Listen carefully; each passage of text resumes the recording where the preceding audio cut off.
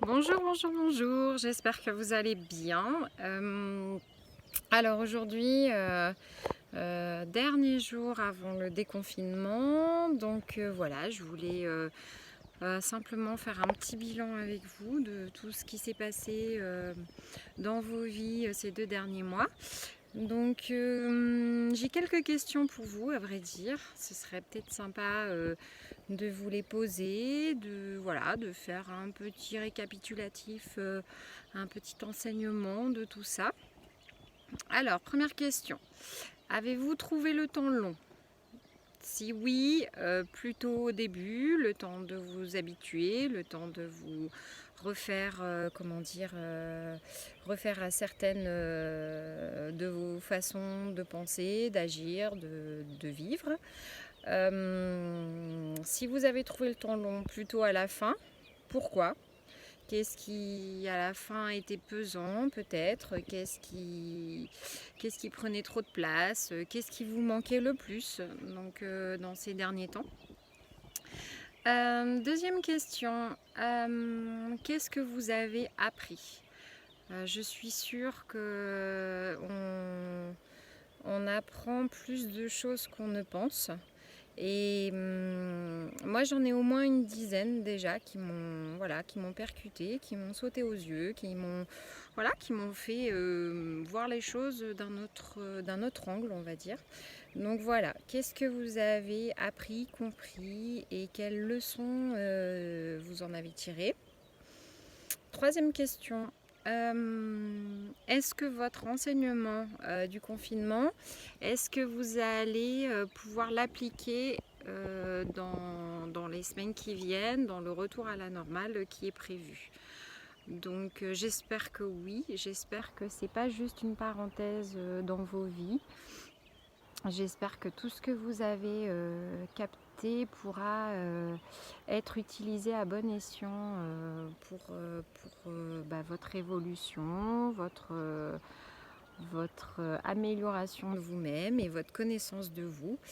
Et puis voilà, je pense que déjà ces 3 questions, elles sont importantes. Je pense comment dire, qu'elles sont,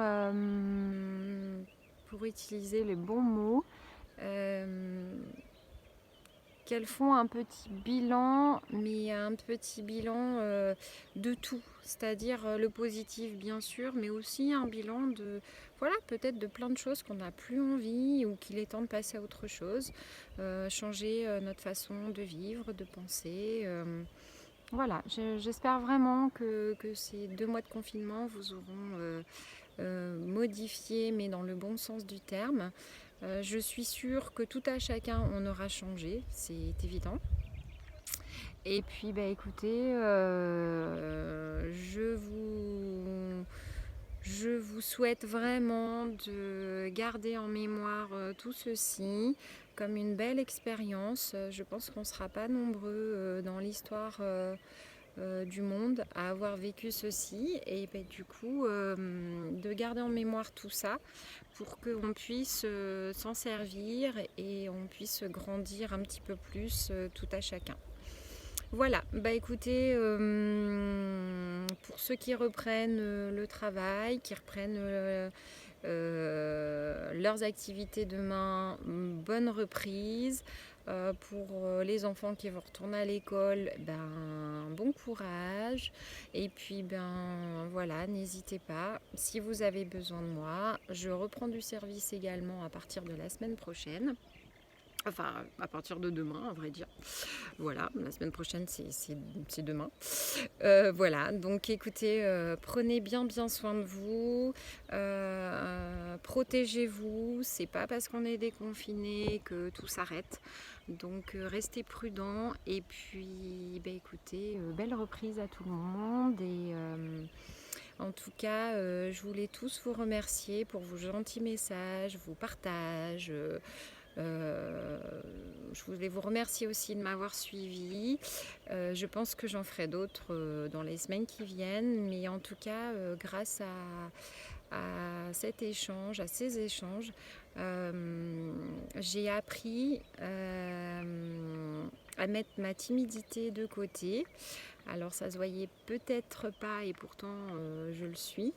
Et puis ça m'a aussi beaucoup appris sur moi-même, à, à tout ce que je vis, tout ce que je fais au quotidien, voilà, de pouvoir le partager avec vous, de pouvoir vous expliquer un petit peu que la sophrologie, ça se vit chaque jour et pas une fois de temps en temps quand on est en période de crise. Donc voilà.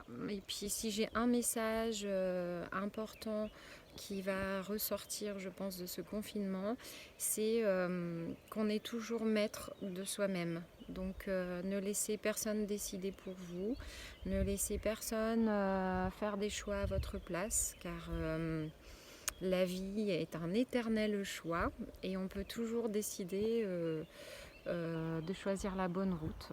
Donc voilà, faites vos choix, assumez-les.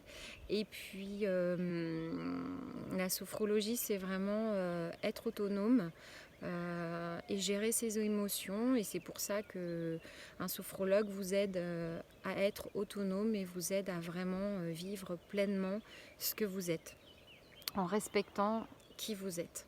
Donc autonomie, être maître de soi, faire les bons choix, accepter aussi de se tromper parfois, parce que si on se trompe, ben, on apprend.